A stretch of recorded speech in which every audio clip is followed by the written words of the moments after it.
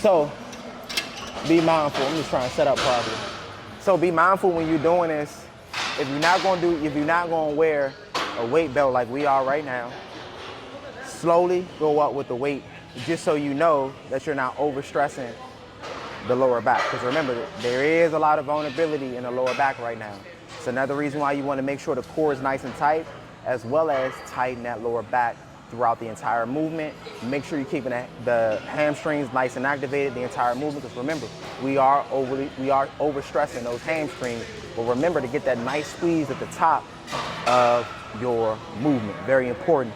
But remember, if you're not really using any type of waist belt, I would generally recommend using a waist belt when doing this type of exercise, just because, like I said, the lower back vulnerability. And I always try to get people to understand, when we're doing anything with a belt on, the beautiful thing about wearing a weight belt is it allows you to keep that core engaged without having to tighten it more and more from just you contracting it. Once you contract the abs and then you tighten the weight belt, you naturally have those abs contracted. That's the beautiful thing about actually using a weight belt. And then also, remember, it's taking an unnecessary tension from that lower back. But like I said, with this particular movement, don't focus on going super heavy and loading the body with a lot of weight, because like I said, it can increase the chance of you getting injured.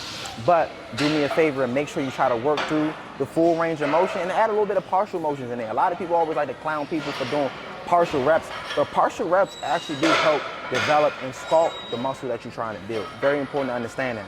So if you're somebody that wants to challenge the body a little bit differently, add those partial reps in too. But let's get to this work, you feel me? I would kick this shit back down, right? I set it up to kick it back down, right?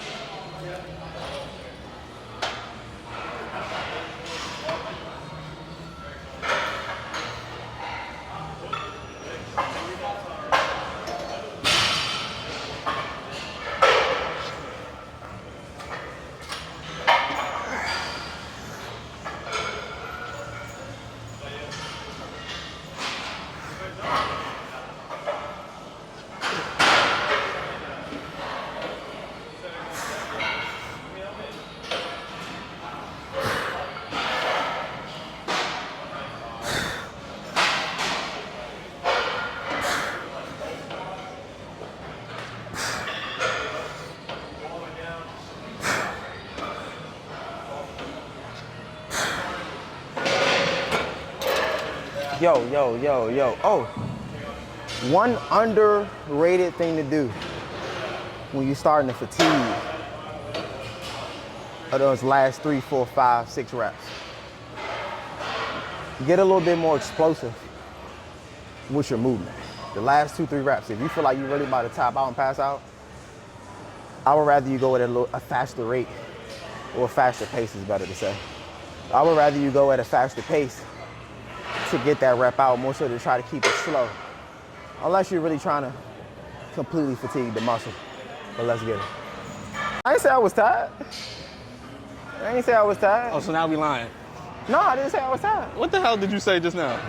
No, so me and you talk about this all the time. For me, as we progress in the training, I feel better and better. That's another reason why I like the progressive overload aspect, because I've noticed that when I personally tried to load so much weight at the beginning, I feel like it hindered me so much at the end of my routine. So now, that's why I'm more so, mainly when you're doing a new movement, we just came from hip thrusts, now we're moving to stiff leg deadlifts. At this particular point, hamstrings were already activated through those hip thrusts. They're a little killed, but at the end of the day, because we're doing a different movement, I try to get the body prepared to understand that, hey, this is what we're doing now.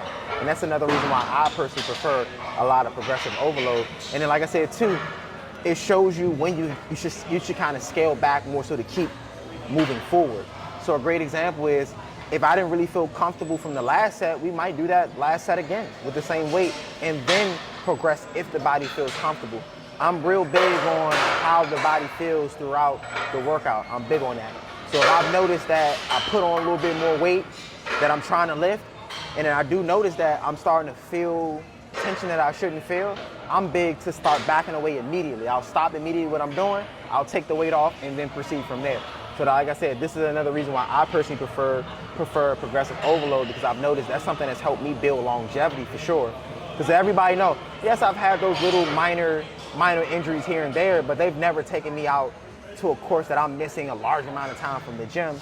All it did when I had those minor injuries or anything to that nature, it made me kind of restructure how I was training at the moment.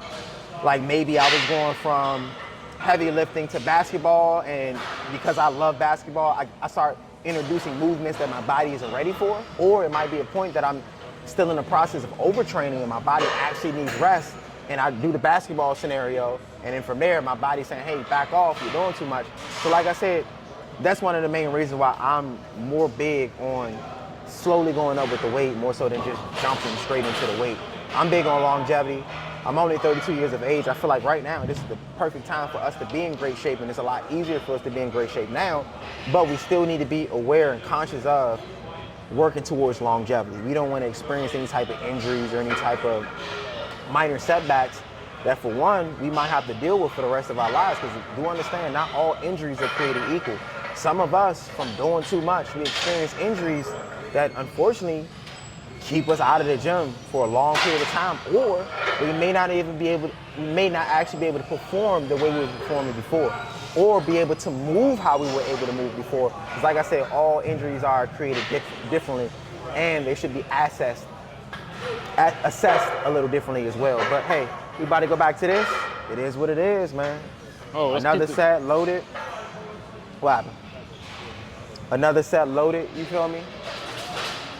It is what it is. I don't feel like we did too much. If anything, we can kind of back down on the sets. And that's why I like doing 3 sets of 15 sometimes, because when you go up with the weight, obviously you're not gonna be able to do 15 reps, but let's try to get towards 12. Let's try to get towards 10.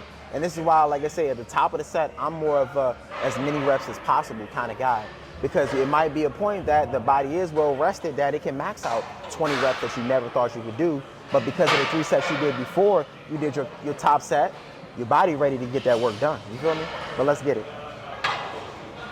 Whoo! I feel like the talking took more out of me than anything. Shoot. Talking. That's another reason why, for a lot of people always like, why you seem like you don't want to be bothered? Who the fuck want to be wrapping somebody up and you about to lift heavy ass weight? I'd rather focus on lifting the heavy weight. Once I get from under that weight and start lifting average things again, I'm good to go.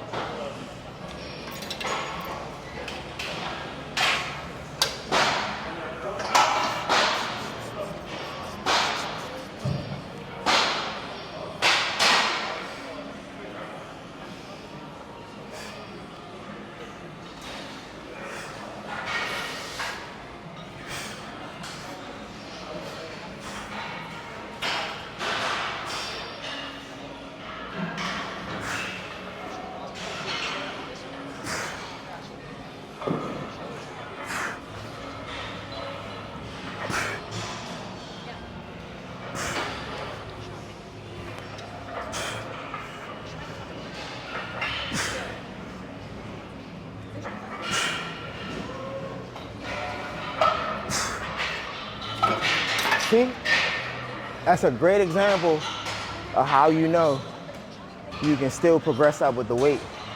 We still haven't broken those 15 reps.